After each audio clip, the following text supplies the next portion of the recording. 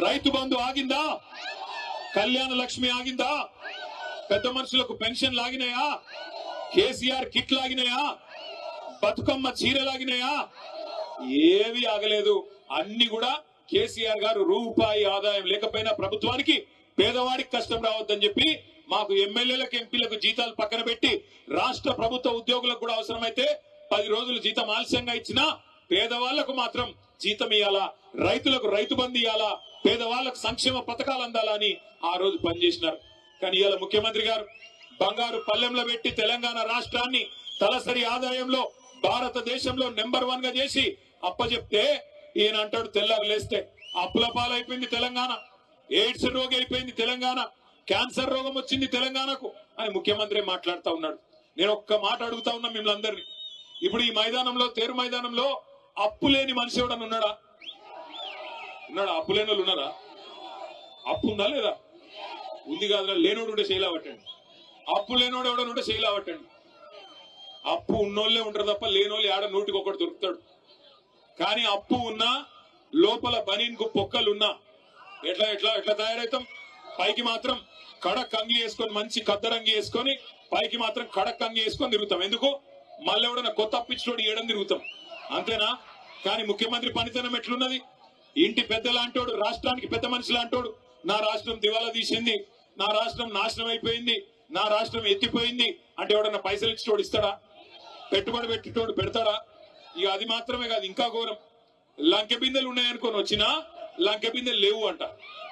లంకె బిందెల కోసం ఎవరు తిరుగుతారు? అర్ధరాత్రి ఎవరు తిరుగుతారు? మీ గద్వాల కోటకాడ ఎవరు దొంగల? కేసు అయితే మీ మీద అయితే పోయి ముఖ్యమంత్రిని దొంగ అంటారా మీరు? లంకె బిందెల కోసం ఎవడన్నా తిరుగుతాడా? నాకు అర్థం కాదు. అవి ఉంటాయనుకొని సెక్రటేరియట్కి వచ్చినాడంటే ఈ మనిషి. అదొక్కటే కాదు, నేను ఢిల్లీ పోతే నాకు అపాయింట్మెంట్లు ఇస్తలేరు, ఎందుకంటే చెప్పులు ఎత్తుకపోతాడేమో అని భయంతో అపాయింట్మెంట్లు ఇస్తలేరంట. కిసంటోడు మన కర్మ, మన ముఖ్యమంత్రి అయ్యిండు. అందుకే నేను చెప్తా ఉన్నా, కాంగ్రెస్ వాళ్ళు నోటికొచ్చిన మాటలు చెప్పి అరిచేతిలో స్వర్గం చూపెట్టి మీకు ఇష్టం వచ్చిన వేలం పాటలాగా ఆయన 2 ఇస్తే నేను 4 ఇస్తా అని చెప్పి డైలాగులు కొట్టి ఓట్లు దండుకున్నారు. ఇవాళ అవతల పడ్డారు. మరి మీ ఎమ్మెల్యేకి ఏం నచ్చిందో పోయి వాళ్ళతో పాటు దొంగల ముఠాలో చేరిపోయినాడు. నేను మీ అందరికీ మాటిస్తా ఉన్నా, ఖచ్చితంగా ఉప ఎన్నికలు వస్తాయి. ఉప ఎన్నికల్లో ఈ ఎమ్మెల్యే గారిని చిత్తుగా ఓడించే బాధ్యత మీరు తీసుకోవాలని చెప్పి నేను విజ్ఞప్తి చేస్తా ఉన్నా. ఇక్కడ ఉన్న ఒక గద్వాల బిడ్డనే రేపు గులాబీ అభ్యర్థిగా మీ దగ్గరకు వస్తాడు, కేసీఆర్ పంపిన సోదరుడుగా సైనికుడిగా వస్తాడు. గెలిపించాలని చెప్పి నేను కోరుతా ఉన్నా. గెలిపిస్తారా లేదా? పక్కా గెలిపిస్తారా? అప్పటిదాకా పోరాటం ఆగొద్దు. ఇవాళ మీరు దయచేసి గుర్తుపెట్టుకోండి, ఒక్క వర్గాన్ని కాదు అన్ని వర్గాలను ఈ ముఖ్యమంత్రి కాంగ్రెస్ పార్టీ మోసం చేసింది. దళితులకు చెప్పినారు కేసీఆర్ గారు దళిత బంధు అనే పథకం తెస్తే ఆయన ఇచ్చేది 10 లక్షలు, మమ్మల్ని గెలిపించండి 12 లక్షలు ఇస్తామన్నారు. ఒక్కల కన్నా వచ్చిందా 12 లక్షలు? అంబేద్కర్ అభయహస్తం అన్నారు, వచ్చిందా? అభయహస్తం శూన్యహస్తమైంది. ఆడపిల్లలు చదువుకుంటే స్కూటీలు ఇస్తామన్నారు, వచ్చినాయా స్కూటీలు లేవు. కానీ లూటీ మాత్రం బ్రహ్మాండంగా చేస్తున్నాడు ముఖ్యమంత్రి. అట్లాగే 2 లక్షల ఉద్యోగాలు ఇస్తామన్నారు మా తమ్ముళ్ళకి. 2 లక్షల ఉద్యోగాలు ఏం చెప్పినారు ఆ రోజు? 2 ఉద్యోగాలు ఊడగొట్టండి, 2 ఉద్యోగాలు ఊడగొట్టండి, కేసీఆర్ది కేటీఆర్ది, మేము మీకు 2 లక్షల ఉద్యోగాలు మొదటి సంవత్సరంలోనే ఇస్తామన్నారు. ఎన్ని ఉద్యోగాలు ఇచ్చినారు? ఇప్పటికీ 10,000 కంటే తక్కువ ఉద్యోగాలు ఇచ్చి కేసీఆర్ ప్రభుత్వంలో ఇచ్చిన నోటిఫికేషన్లకు మేమిచ్చినామని చెప్పుకోనికే సిగ్గు కూడా లేదు ముఖ్యమంత్రి గారికి. ఎవడన్నా మందికి పుట్టిన బిడ్డలు మా బిడ్డలు అని చెప్పుకుంటాడా? అట్లున్నది కాంగ్రెస్ ప్రభుత్వం. అట్లాగే నిన్న మొన్న మీరు చూసినారు, ఇవాళ నేను ఇక్కడికి వస్తుంటే ఒక తమ్ముడు అలంపూర్ కాడ బండి మీదకి వెళ్ళి అరుస్తున్నాడు గట్టిగా, గణపతి బప్పా మోరియా కావాలయ్యా యూరియా అంటున్నాడు. గణపతి బప్పా మోరియా కావాలయ్యా యూరియా. ఎటువంటి దినం వచ్చిందంటే యూరియా కూడా బుక్కుతున్నారు కాంగ్రెస్ వాళ్ళు, దొంగనాయాలు. యూరియా కూడా అమ్ముకుంటున్నారు బ్లాక్ మార్కెట్ లో. అడ్డంగా దొబ్బుకొని పోయి రైతులకు ఇవ్వకుండా రైతులను 4-5 రోజులు అక్కడ వానలో ఎండబెట్టి వానలో తడిచేటట్టు చేసి అది కూడా బ్లాక్ మార్కెట్ లో అమ్ముకుంటున్న దుర్మార్గులు రైతుల యూరియా అమ్ముకుంటున్నారు. పిల్లల గ్రూప్ 1 ఉద్యోగాలు కూడా అమ్ముకున్నారు. గ్రూప్ 1 లో కుంభకోణం జరిగిందని గ్రూప్ 1 పరీక్షల్లో 563 ఉద్యోగాలుంటే వాటిని కూడా అమ్ముకున్నారని చెప్పి మొన్న ఆర్ఎస్ ప్రవీణ్ కుమార్ గారు పోతే పిల్లల దగ్గరికి వాళ్ళు చెప్తా ఉన్నారు. ఒక్కొక్క ఉద్యోగం, డిప్యూటీ కలెక్టర్ ఉద్యోగం 3 కోట్ల రూపాయలకు అమ్ముకొని మొత్తం 563 ఉద్యోగాలంటే దగ్గర దగ్గర 1700 కోట్ల రూపాయలు ఇలా దండుకున్నారు కాంగ్రెస్ నాయకులు. పిల్లల ఉద్యోగాలు అమ్ముకుంటారు, రైతుల యూరియా అమ్ముకుంటారు, నమ్ముకున్న ప్రజల్ని ఇవాళ నట్టేట ముంచి ఆఖరికి మా బీసీ సోదరులు 42% రిజర్వేషన్ ఇస్తామన్నారు. 42% రిజర్వేషన్ ఇస్తాం, అది కూడా చదువులో, ఉద్యోగాల్లో, గవర్నమెంట్ కాంట్రాక్టుల్లో, అదే విధంగా రాజకీయ పదవుల్లో అన్నిట్లో ఇస్తామని చెప్పినారు. చెప్పి 2.5 ఏళ్ళు అయిపోయింది.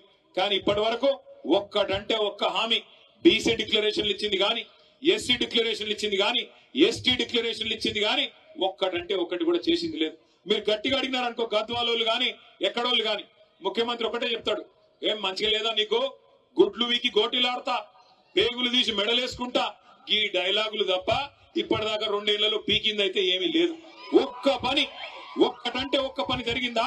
ముసలోళ్ళకి 4000 పెన్షన్ అన్నావు ఇచ్చినావా? రైతులకు 15,000 రైతు బంధు అన్నావు ఇచ్చినావా? ఆడబిడ్డలకు 2,500 అన్నావు ఇచ్చినావా? 2 లక్షల ఉద్యోగాలు అన్నావు ఇచ్చినావా? 12 లక్షల అంబేద్కర్ అభయహస్తం అన్నావు ఇచ్చినావా? 42% రిజర్వేషన్ అన్నావు బీసీలకు ఇచ్చినావా?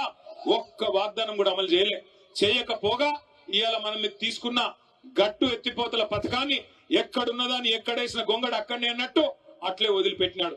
మొత్తం గట్టు ఎత్తిపోతల పథకం ద్వారా గట్టు మండలం గాని, కేటీతోటి మండలం గాని బ్రహ్మాండంగా 35,000 ఎకరాలకు నీళ్లు ఇవ్వాలని కేసీఆర్ గారు 581 కోట్ల రూపాయలతో మంజూరు చేస్తే 2 ఏళ్లుగా ఆ పథకాన్ని ఎక్కడున్న గొంగలు అక్కడనే అన్నట్టు పండబెట్టింది కాంగ్రెస్ ప్రభుత్వం.